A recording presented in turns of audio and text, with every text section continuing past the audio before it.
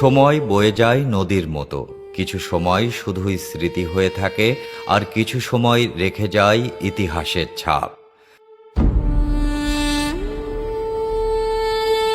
বগুড়া শহরের কোলাহল ছাড়িয়ে শাহজাহানপুরের মাদলা বন্দরে আজও মাথা উঁচু করে দাঁড়িয়ে আছে প্রায় 400 বছরের পুরনো এক ইতিহাস, মাদলা জমিদার বাড়ি।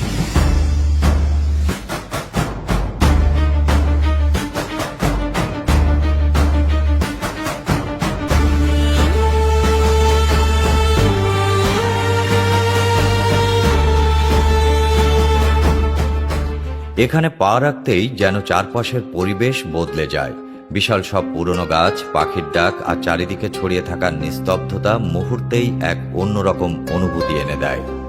মনে হয় যেন আমরা ফিরে গেছি কয়েকশো বছর আগের বাংলায়। প্রায় 400 বছর আগে মুঘল আমলে জমিদার বিশ্বনাথ সরকার বগুড়া নবাবের কাছ থেকে এই এলাকার জমিদারি লাভ করেন। এরপর প্রায় 33 বিঘা জমির উপর গড়ে ওঠে এই বিশাল জমিদার বাড়ি। বাড়িটিতে ছিল 7টি বড় প্রবেশদ্বার।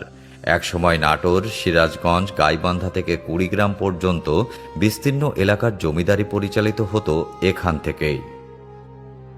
প্রধান ফটক পেরিয়ে ভেতরে ঢুকতেই চোখে পড়ে ঘাট বাঁধানো বিশাল একটি দিঘি। চারপাশে শান্ত পরিবেশ আর স্থির জলরাশি দেখে মনে হয় এ দিঘি যেন শত বছরের কত গল্প আজও নিজের বুকে ধরে রেখেছে। এই ঘাট দিয়েই একদিন হেঁটেছেন জমিদার সুরেন্দ্রনাথ সরকার আর নরেন্দ্রনাথ সরকার। আজ তারা নেই, কিন্তু এই পুরনো ঘাট আর চারপাশের পরিবেশ যেন এখনো তাদের স্মৃতি বহন করে চলেছে। চলুন এবার ঢুকে পড়ি জমিদার বাড়ির সবচেয়ে আলোচিত জায়গা, জলসাঘরে। সময়ের ছাপে দেয়ালগুলো ভেঙে গেছে, কিন্তু জায়গাটার একটা আলাদা আবহ এখনো অনুভব করা যায়। কয়েক মুহূর্ত চুপ করে দাঁড়ালে মনে হবে যেন এই নীরবতার মাঝেও কোথাও ঘুঙুরের মৃদু শব্দ ভেসে আসছে। এক সময় এই জলসাঘর ছিল আনন্দ আর আয়োজনের প্রাণকেন্দ্র। সন্ধ্যা নামলেই বসত গানের আসর।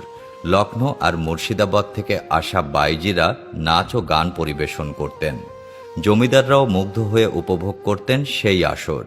যে জায়গায় একদিন গান, তবলা আর ঘুঙুরের শব্দে মুখর ছিল, আজ সেখানে শুধুই নীরবতা।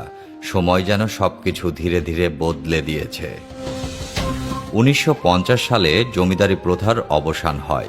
এরপর 1971 সালের মহান স্বাধীনতা যুদ্ধে এই জমিদার বাড়ির অনেক মূল্যবান আসবাব, অলংকার আর ঐতিহাসিক নিদর্শন লুট হয়ে যায়।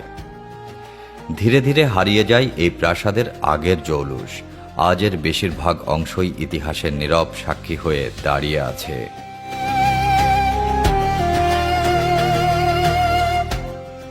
তবে সব কিছু হারিয়ে যায়নি। 1931 সালে জমিদারের উদ্যোগে প্রতিষ্ঠিত চাচাইতারা মাদলাযুক্ত উচ্চ বিদ্যালয় আজও এই এলাকার মানুষের মাঝে শিক্ষার আলো ছড়িয়ে দিচ্ছে।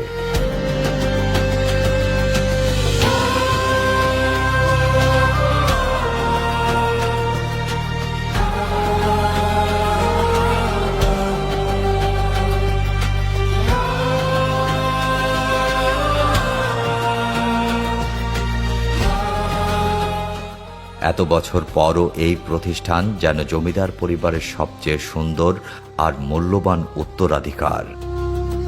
সময়ের সঙ্গে হয়তো একদিন এই জমিদার বাড়ির শেষ চিহ্নটুকু হারিয়ে যাবে, কিন্তু ইতিহাস কখনো হারিয়ে যায় না।